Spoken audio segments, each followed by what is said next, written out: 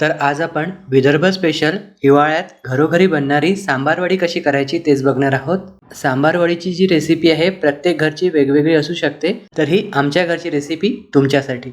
तर यासाठी एक जुडी गावरान सांबार म्हणजेच कोथिंबीर घेतलेली आहे। सांबार जो आहे 4 ते 5 वेळा स्वच्छ धुवून घ्यायचा।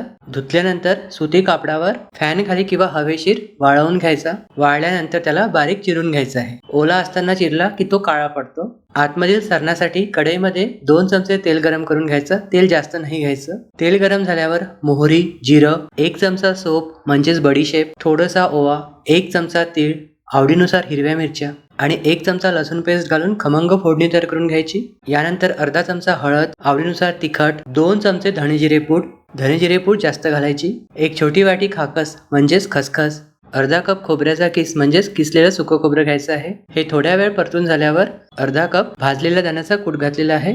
हे सुद्धा थोड्या वेळ परतून घ्यायचं। नंतर चवीनुसार मीठ, आवडीनुसार साखर आणि अर्धा चमचा आमचूर पूड घातलेली आहे।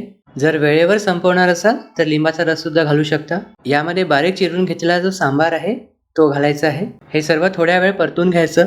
शेवटी यामध्ये अर्धा चमचा गरम मसाला घातलेला आहे। तर इथे आपला हा आतमधील मसाला म्हणजेच सारण तयार आहे।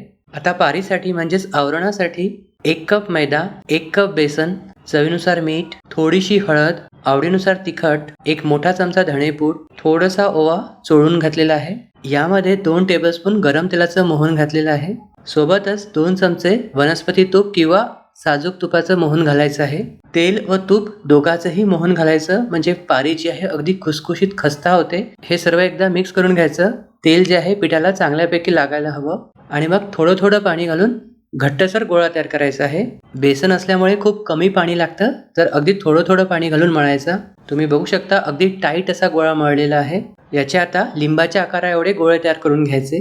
याला रेस्ट न देता लगेचच तुम्ही सांबार वड्या करायला घेऊ शकता। तर गोल पारी लाटायची आहे। पोळी जशी लाटता तशीच पातळ पारी लाटून घ्यायची।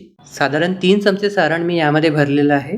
पॅक करताना पाण्याचा हात लावायचा, म्हणजे ते बरोबर फोल्ड होते। तर अशाच प्रकारे सर्व सांबार वड्या तयार करून घ्यायच्या।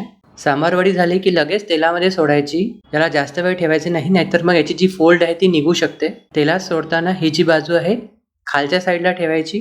गरम तेलामध्ये सांबार वड्या सोडायच्या आहे आणि गॅसचा फ्लेम अगदी लो करून लो फ्लेमवर तळून घ्यायचे आहेत। अधेमध्ये पलटी करत राहायच्या। सांबार वड्या होत आल्या की गॅसचा फ्लेम मीडियम टू हाय करायचा आणि थोड्या वेळ राहू द्यायच्या आणि मग काढायच्या।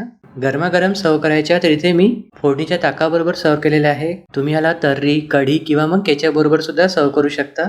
तर या हिवाळ्यात नक्की ट्राय करून बघाल। कशा झाल्या कॉमेंट्समध्ये सांगाल आणि आवडल्यास लाईक करायला विसरू नका।